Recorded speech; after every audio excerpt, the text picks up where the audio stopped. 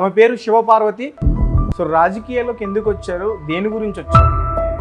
మధ్యతరగతి వాళ్ళు పాలిటిక్స్లోకి రావడానికి చాలా కష్టం అవుతుంది. నేషనల్ పాపులర్ పార్టీస్ ఉన్నాయో వాటికి ఫండింగ్ ఇస్తేనే వాళ్ళు టికెట్ ఇవ్వడం జరుగుతుంది. ప్రజాసేవ చేయడానికి వచ్చారు కదా. అవునండి. అయితే ఎమ్మెల్యే కాకుండా ఎంపీగానే చేయడానికి గల రీజన్ ఏంటి? అలా ఇండిపెండెంట్గానే ఉంటారా, వేరే పార్టీతో కలిసి మళ్ళీ సేవలు చేయడానికి సిద్ధమవుతారు? అంటే ఇప్పుడు కూటమి వస్తే మళ్ళీ వాళ్ళతో కలవడం కానీ, వైఎస్ఆర్సీపీ వస్తే మళ్ళీ వాళ్ళతో కలవడం కానీ అట్లా? నేను మ్యాక్సిమం 100కి 99% నేను ఇండిపెండెంట్గానే ఉంటానండి. ఒకవేళ గెలిచినా కూడా బంపర్ ఆఫర్ ఇచ్చినా మీరు వెళ్ళరు? నేను ఇండిపెండెంట్గానే ఉండాలనుకుంటున్నా. ఓకే, అంటే ఎవరు గెలుస్తారు అనుకోవచ్చు? ఎవరైనా గెలవచ్చు, అది ప్రజల చేతుల్లో ఉంటుంది.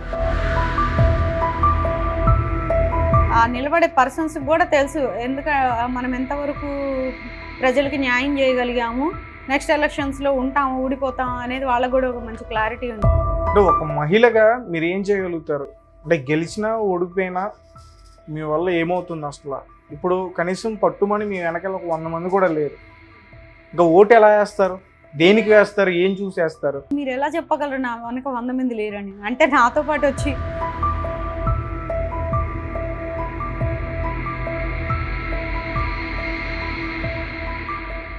Hello guys, welcome to our channel. This is Teja. So ఈరోజు అయితే మన ముందు ఒక స్పెషల్ గెస్ట్ అయితే ఉన్నారు. ఆమె ఒక సీరియల్ నటి, అలాగే కొన్ని సీరియల్స్లో కూడా చేశారు. అయితే కొత్తగా ఆమె రాజకీయాల్లో కూడా ఎంట్రీ ఇవ్వబోతున్నారు. అది కూడా గుంటూరు నియోజకవర్గం నుంచి ఎంపీ అభ్యర్థిగా పోటీ చేయనున్నారు. అయితే ఈమె బరిలక్కని ఇన్స్పైర్గా తీసుకున్నారా, అందుకే రాజకీయాల్లోకి వచ్చారా? ఎలక్షన్స్ అయిన తర్వాత మళ్ళీ యథావిధిగా సీరియల్స్లోకి, సినిమాల్లోకి వెళ్ళిపోతారా, అక్కడే ఉండి పోరాడతారా? సో ఇవన్నీ కూడా ఈమెను అడిగి తెలుసుకునే ప్రయత్నం అయితే చేద్దాం. ఆమె పేరు శివపార్వతి. సో ఇంకెందుకు ఆలస్యం, ఆమెతోనే మాట్లాడదాం. నమస్తే మేడం. నమస్తే అండి. సో శివపార్వతి గారు ఒకప్పుడు ఒక సీరియల్ నటి, అలాగే కొన్ని మూవీస్లో కూడా చేయడం జరిగింది. సో రాజకీయాల్లోకి ఎందుకు వచ్చారు, దేని గురించి వచ్చారు? రాజకీయాల్లో కంటే అండి, నేను మా మదరు 2009లో బీజేపీ నుంచి ఎమ్మెల్యే కన్సిస్టెంట్గా చేశారు, మన గురజాల నియోజకవర్గం నుంచి. సో అంటే గెలవలేదు, కానీ అప్పుడు మోడీ గారు లేదు కాబట్టి అంత బీజేపీ అంటే కూడా పెద్ద పార్టీ కాదు, అప్పుడు చాలా చిన్న పార్టీ. సో అప్పటి నుంచి కూడా అమ్మ మహిళా మండలి లెవెల్లో ఉండడం అవన్నీ కూడా చిన్నప్పటి నుంచి చూస్తూ ఉన్నాను. నేను కూడా హైదరాబాద్ వచ్చిన తర్వాత కొన్ని మహిళా మండలి గ్రూప్స్తో సేవ చేయడం జరిగింది. అండ్ కొన్ని ఫౌండేషన్స్తో కూడా కొన్ని సంవత్సరాల నుంచి, ఒక 5-6 సంవత్సరాల నుంచి అనాథాశ్రమంలో కానివ్వండి, వృద్ధాశ్రమంలో కానివ్వండి, నాకు చేతనైనంత వాళ్ళకి హెల్ప్ చేయడం, ఫుడ్డింగ్ కానీ, క్లాతింగ్ కానీ ఇలాంటివి చేయడం జరుగుతుంది. సో ఈ మహిళా మండలిలో ఉండడం వల్ల నా ఫోకస్ అనేది పాలిటిక్స్లోకి వెళ్ళిందనమాట. ఇప్పుడు ఏమైపోతుందంటే, మనీ ఉన్న వాళ్ళు మాత్రమే పాలిటిక్స్లోకి రావాలి, ప్రజాసేవ చేయాలి అనే ఒక భ్రమలో ఉంటున్నారు ప్రజలు. సో దాన్ని బ్రేక్ చేద్దామనే నేను వచ్చాను అనమాట. ప్రజాస్వామ్యం అంటే అది కాదు. చాలామంది కూడా ఒక 100 కోట్లు ఉంటేనే రాజకీయాల్లోకి రావాలి, ప్రజాసేవ చేయాలి అని అనుకుంటున్నారు. ఎవరైనా సరే రాజకీయవేత్తలు వాళ్ళ జోబు డబ్బులు ఖర్చు పెట్టారండి ప్రజలకి. అది మన సొమ్మే. సెంట్రల్కి కానీ, మనము అదే కేంద్రానికి కానీ, రాష్ట్రానికి కానీ మనం పన్నుల రూపంలో కడుతుందంతా కూడా మళ్ళీ మనకి నిధులుగా వాళ్ళు ఇవ్వడం జరుగుతుంది. సో మన నిధులు అనేవి చాలా తప్పుదారి పడుతున్నాయి. ప్లస్ మధ్యతరగతి వాళ్ళు పాలిటిక్స్లోకి రావడానికి చాలా కష్టం అవుతుంది, రానివ్వట్లేదు. ప్లస్ ఇంకేమంటే, ఎక్కువ పార్టీ ఫండ్స్ ఏదైతే నేషనల్ పాపులర్ పార్టీస్ ఉన్నాయో వాటికి ఫండింగ్ ఇస్తేనే వాళ్ళు టికెట్ ఇవ్వడం జరుగుతుంది. మేడం, మీరు అంటే రాజకీయాల్లోకి ప్రజాసేవ చేయడానికి వచ్చారు కదా. అవునండి. అయితే ఎమ్మెల్యే కాకుండా ఎంపీగానే చేయడానికి గల రీజన్ ఏంటి? ఎమ్మెల్యే కూడా చేయొచ్చండి, రెండిటికి కూడా నామినేషన్ వేయొచ్చు ఎట్ ఏ టైం. తెలుసా మీకు? తెలియదు. రెండిటికి వేయొచ్చు. సో నేను లాస్ట్ మినిట్లో ఎంపీగా వేసాను అనమాట. అంటే ఎమ్మెల్యేగా వేయడానికి అక్కడ ఏమైనా మీకు ఇబ్బందులు ఎదురయ్యాయా? ఎవరి నుంచైనా ఒత్తిడి వచ్చిందా? అట్లా ఏం లేదండి. యాక్చువల్గా విజయవాడ నుంచి అయితే ఇంకా బాగుండేది, ఎందుకంటే మా వాళ్ళు చాలామంది విజయవాడలో ఉన్నారు. బట్ నా ఓటర్ ఐడి అక్కడ ఉండింది కాబట్టి గుంటూరు నుంచి నేను పార్టిసిపేట్ చేశాను. ఒక ఎంపీ అభ్యర్థిగా, ఒక ఇండిపెండెంట్ అభ్యర్థిగా గుంటూరు ప్రజలందరికీ కూడా మీరు ఏం చెప్పాలనుకుంటున్నారు? నేనేం చెప్పాలనుకోవట్లేదండి. ఆల్రెడీ నావి ఇప్పుడు ఒక 5 ఇంటర్వ్యూస్ అనేవి ఇవ్వడం జరిగింది పెద్ద ఛానల్స్కి. స్టార్టింగ్ లో నాకు అనిపించేది, ధైర్యం నాకు ఉండేది కాదు. ఇప్పుడు కూడా మాట తడబడుతున్నా నేను, బట్ కాన్ఫిడెన్స్ అనేది వచ్చింది. ఈ త్రీ డేస్ నుంచి నేను ఇస్తున్న ఇంటర్వ్యూస్, నిన్నంతా కూడా నాకు ఫుల్ ఫీవర్ ఉంది, లెగలేకపోయాను. అయినప్పటికీ నా ఇంటర్వ్యూస్, నా మాటలు, నేను చేస్తున్న చిన్న పోస్టింగ్ చేశాను. జస్ట్ నేను ఇట్లా పార్టిసిపేట్ చేస్తున్నాను, మధ్యతరగతి వాళ్ళకి, నేను ఎస్టీఎస్సీ బీసీ వాళ్ళకి కానీ, ముస్లిం మైనారిటీ వాళ్ళకి కానీ, నిరుద్యోగులకి, ఏ క్యాస్ట్ వాళ్ళైనా సరే, ఏ మతం వాళ్ళైనా, వాళ్ళకి నిరుద్యోగుల కోసం నేను పోరాడతాను అనే చిన్న పోస్ట్ నేను చేశాను రైతుల కోసం. అది చూసి చాలామంది నాకు కాల్స్ చేయడం, గుంటూరు నుంచి చాలా సపోర్ట్ ఇచ్చారు. మా అమ్మ వయసు ఉన్న వాళ్ళకి చాలా నేను రుణపడి ఉంటాను. ఎందుకంటే అది చాలా ఎనర్జీ ఫామ్ చేసింది నాకు. వాళ్ళకి మీడియా, ఈ ఛానల్ తరపు నుంచి కూడా వాళ్ళకి చాలా థ్యాంక్స్ చెప్పుకుంటున్నానమ్మా. ఎవరైతే నాకు కాల్స్ చేసి నాకు ధైర్యం చెప్పారో మీకు చాలా చాలా థ్యాంక్స్. మీరు నమ్మి నాకు వాళ్ళు ఏం చెప్పారంటే, మీరేం భయపడొద్దమ్మా, మేము ఉన్నాము, మళ్ళాంటి వాళ్ళు ముందుకు రావాలి, ఆడపిల్లలు కోసం కూడా నువ్వు పోరాడతానన్నావు, మీకు మేము ఓటేస్తాం ఖచ్చితంగా, నువ్వు డ్రాప్ అయ్యే సమస్య పెట్టుకోవద్దు, నువ్వు గెలుస్తావు, మిమ్మల్ని గెలిపిస్తాము, మేమందరం మీకే ఓటేస్తామని చెప్పి చాలా లేడీస్ కాల్ చేయడం జరిగింది గుంటూరు నుంచి. నాకు చాలా హ్యాపీగా అనిపించింది. ఆ కాన్ఫిడెన్స్ ఏంటంటే, గెలుస్తాను, వీళ్ళు నన్ను గెలిపించుకుంటాను అంటున్నారంటే ఆ కాన్ఫిడెన్స్ లెవెల్స్ నెక్స్ట్ లెవెల్ ఉన్నాయి నాకైతే. ఇప్పుడు ఖచ్చితంగా వాళ్ళు నన్ను గెలిపించుకుంటారని వాళ్ళ ముందు నేను ఉంటాను అంతే. నా ఫ్యామిలీస్ లాగా వాళ్ళని నేను చూసుకోవడానికి రెడీగా ఉన్నాను, ఒక పెద్ద కూతురులాగా. లైక్ ఒక ఫ్యామిలీలో ఒక రెస్పాన్సిబిలిటీ, ఒక కొడుకు కానీ ఒక కూతురు కానీ వెల్ సెటిల్ వాళ్ళు తీసుకొని మిగిలిన వాళ్ళందరినీ ఎలా అయితే చూసుకుంటారో, చెల్లి స్టడీస్ కానివ్వండి, తమ్ముడు అక్క అన్న ఫ్యామిలీని కానీ, అమ్మ నాన్నకి ఏమి కావాలి, ఇలాంటి మధ్యతరగతి వాళ్ళు ఏ కాస్ట్ అయినా కానివ్వండి, నేను ఏ మతానికి, ఏ కులానికి కానీ, లేదా ఏ పొలిటికల్ పార్టీకి కానీ మద్దతు కాదండి, సపోర్ట్ కాదు. ఒకవేళ గెలిచినా కూడా ఇండిపెండెంట్గానే ఉంటాను. మీరు ఇందాక స్టార్టింగ్లో అడిగారు, ఇప్పుడే ఇలా ఉంటారా, తర్వాత మళ్ళీ సీరియస్లోకి వెళ్తారా, లేదా ఈ ఎలక్షన్స్ అయిపోగానే ఇక్కడ సేవ అని కానీ, ప్రచారం అని కానీ, పొలిటికల్ టాపిక్ ఇక్కడతో వదిలేస్తారా అని అడిగారు కదా. అయితే ఇప్పుడు ఇంకొకటి అడుగుతున్నా, చెప్పండి. అంటే ఒకవేళ మీరు ఇండిపెండెంట్గా గెలిస్తే అలా ఇండిపెండెంట్గానే ఉంటారా, వేరే పార్టీతో కలిసి మళ్ళీ సేవలు చేయడానికి సిద్ధమవుతారు? అంటే ఇప్పుడు టీడీపీ వచ్చిందనుకో, కూటమి వస్తే మళ్ళీ వాళ్ళతో కలవడం కానీ, వైఎస్ఆర్సీపీ వస్తే మళ్ళీ వాళ్ళతో కలవడం కానీ, అట్లా. నేను మ్యాక్సిమం 100కి 99% నేను ఇండిపెండెంట్ గానే ఉంటానండి. ఒకవేళ గెలిచినా కూడా, బంపర్ ఆఫర్ ఇచ్చినా మీరు వెళ్ళరు? నేను ఇండిపెండెంట్ గానే ఉండాలనుకుంటున్నా, ఖచ్చితంగా ఇండిపెండెంట్ గానే ఉంటాను. ఒకవేళ నాకు ఏదన్నా నా తరపు నుంచి పేదలకి చేరాల్సిన నిధులు వాళ్ళు హోల్డ్ చేసి అట్లా బ్లాక్మెయిల్ చేసే పరిస్థితి వస్తే దానికి నేను సరెండర్ అవుతానే తప్ప, నా ఆలోచన అయితే నేను 100% గెలిచిన తర్వాత కూడా ఇండిపెండెంట్ గానే ఉండాలనుకుంటున్నాను. ఖచ్చితంగా ఉంటాను ఇండిపెండెంట్గా, గెలిచినా కూడా ఇండిపెండెంట్గా ఉంటాను. తర్వాత కూడా నేనేం చేస్తానంటే, ఒక పొలిటికల్ పార్టీ అనేది రిజిస్టర్ చేస్తానండి. రిజిస్టర్ చేసి నాలాగా ఇంట్రెస్ట్ ఉన్న వాళ్ళు, పాలిటిక్స్లో వాళ్ళకి అవగాహన ఉన్న వాళ్ళు కానివ్వండి, లేదా వాళ్ళకి మంచి లీడర్ క్వాలిటీస్ ఉన్నాయి కానీ డబ్బులు లేవు, ఫైనాన్షియల్గా మేనేజ్మెంట్ తెలుసు, ఇన్వెస్ట్మెంట్ ఎక్కడ పెడితే ఎంత వస్తుందో తెలుసు, అట్లాంటి వాళ్ళు ఎవరన్నా ప్రజాసేవ చేయాలనుకుంటున్న వాళ్ళు, వాళ్ళ దగ్గర పార్టీ ఫండింగ్ 5,000 కోట్లు 10,000 కోట్లు లేకపోతే ఒక 100 కోట్లు లేవు, మేము రాజకీయాల్లోకి రాలేము అనే ఆలోచనలో ఉన్న వాళ్ళకి నేను ఆహ్వానిస్తాను నా పార్టీలోకి. వాళ్ళు ఏం ఫండింగ్ ఇవ్వక్కర్లేదు.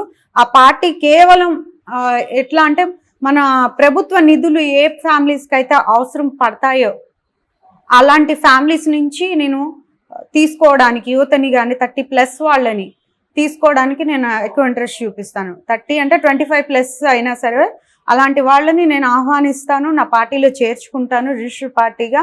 ఆ పార్టీని ముందుకు తీసుకెళ్ళి నెక్స్ట్ వచ్చే పెద్ద ఎలక్షన్స్లో, ఈ కార్పొరేట్ ఎలక్షన్స్ కానివ్వండి, అక్కడి నుంచే ఈ స్టార్ట్ అవ్వడం జరుగుతుంది. వాళ్ళు నిలబడడం కానీ, కంటెస్టింగ్ చేయడం కానీ, అట్లాంటి ప్లానింగ్ అయితే ఉందండి. ఇక్కడితో వదలాలని నేను అనుకోవట్లేదు. ఒకవేళ గుంటూరు ప్రజలు నన్ను గెలిచిన తర్వాత కూడా నేను ఏ పార్టీలోకి వెళ్ళదలుచుకోవట్లేదు. గెలిచినా ఇండిపెండెంట్గానే పోరాడాలనుకుంటున్నాను. ఎంపీ అంటే ఇప్పుడు సెంట్రల్లో మన రాష్ట్రానికి రావాల్సిన నిధుల గురించి మనం ఫైట్ చేయాలి కాబట్టి, అడగాలి కాబట్టి, ఒక ఎంపీగా నేను సెంట్రల్లో కేంద్రం నుంచి మా ఆంధ్రాకి రావాల్సినటువంటి ప్రత్యేక హోదా కానివ్వండి, క్యాపిటల్ కానివ్వండి, అలాగే ఆడపిల్లలకి కావాల్సినటువంటివి, స్త్రీకి సంబంధించి నిధులు, ఆడపిల్లలకి బస్ టికెట్ లేకుండా ఎలా అయితే ఇప్పుడు పక్క రాష్ట్రాల్లో, తెలంగాణలో, మన బెంగళూరులో చేస్తున్నారు కదా, అట్లా ఫ్రీ టికెట్ అది ఆల్రెడీ కూటమిలో అనౌన్స్ చేశారు కదా మేడం. నా విషయం చెప్తున్నా అండి, నేను చెప్తున్నాను. ఓకే, నేను సెంట్రల్లో ఈ వీటి గురించి గట్టిగా ఫైట్ చేస్తానని చెప్తున్నాను. అంటే ఒకవేళ గెలిపిస్తే కాకపోయినా ఖచ్చితంగా నాకు కాన్ఫిడెంట్ అయితే వచ్చేసింది. నేను చూస్తున్నాను కదా ఈ 2 days నుంచి చిన్న చిన్న పోస్టింగ్ వల్ల నాకు చాలా పాజిటివ్ ఎనర్జీ, పాజిటివ్గా మాట్లాడడము జనాలు. అది దట్టు గుంటూరు వాళ్ళు చాలా మంది రెస్పాండ్ అవ్వడం, తెనాలి, గుంటూరు, మంగళగిరి నుంచి నా పోస్టులు చూసిన వాళ్ళు రెస్పాండ్ అయ్యి మీరు నిలబడండి, ఖచ్చితంగా మీకు ఓటేస్తాము, మిమ్మల్ని గెలిపిస్తాము, మీకు సపోర్ట్ చేస్తాము అనడం వాళ్ళు నాకు చాలా కాన్ఫిడెంట్ అయితే వచ్చింది.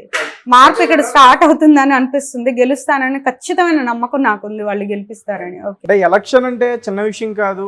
ఒక నాయకుడిగా, ఒక పొలిటికల్ లీడర్గా ఎదగాలంటే కొన్ని కోట్లు అయితే ఖచ్చితంగా ఖర్చు పెట్టాలి. అంటే ప్రచారానికి కానీ, లేకపోతే మీ వెంట వచ్చే జనం కోసం కానీ, వాళ్ళకి ఫుడ్ పెట్టడం కానీ ఉంటాయి కదా, నిత్యావసర అన్నీ కూడా ఉంటాయి కదా. సో అవన్నీ కూడా మీరు చేయాలి. వాటికి ఖచ్చితంగా అమౌంట్ ఖర్చు అవుతుంది.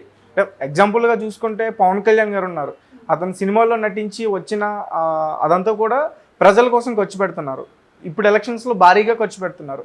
అలా మీరు కూడా ఖర్చు పెట్టాల్సి ఉంటుంది. సో ఇప్పటివరకు ఎంత ఖర్చు పెట్టారు, ఇక మీదట ఎంత ఖర్చు పెడతారు?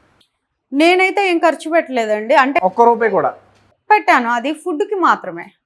ఓన్లీ నాకు నామినేషన్స్కి వచ్చిన వాళ్ళకి, అలాగే ఒక ఫస్ట్ 2 days కొంచెం గుంటూరులో కొన్ని ఏరియాస్ తిరిగాం మేము, గుంటూరు చుట్టుపక్కల. అక్కడ నాతో పాటు వచ్చిన వాళ్ళకి నేను ఫుడ్ ప్రొవైడ్ చేశాను. వాళ్ళు కూడా నా నుంచి ఏమి ఎక్స్పెక్ట్ చేయలేదు. వాళ్ళకి ఫుడ్ ప్రొవైడ్ చేశాను, ట్రావెలింగ్ ప్రొవైడ్ చేశాను అంతే. ఎందుకంటే నేను నా స్వార్థం కోసము, లేకపోతే అందరు రాజకీయ నాయకుల్లాగా ప్రజల సొమ్ము దోచుకోవాలనే ఆలోచన అయితే నాకు లేదు. ఒకవేళ వాళ్ళు నన్ను గెలిపించలేకపోయినా నా టాలెంట్, నా స్కిల్స్ నాకున్నాయి, నేను బ్రతకగలుగుతాను. సో వాళ్ళకి మనీ పెట్టి ఓట్లు కొనుక్కునే ప్రయత్నం అయితే నేను చేయలేదండి. క్యాంపైనింగ్ నాకు హెల్త్ బాగోక చేయలేకపోయాను. లాస్ట్ ఒక 2 days కూడా చేద్దామనే ఆలోచన ఉంది. ఎలా ఉంటుందో చూడాలి.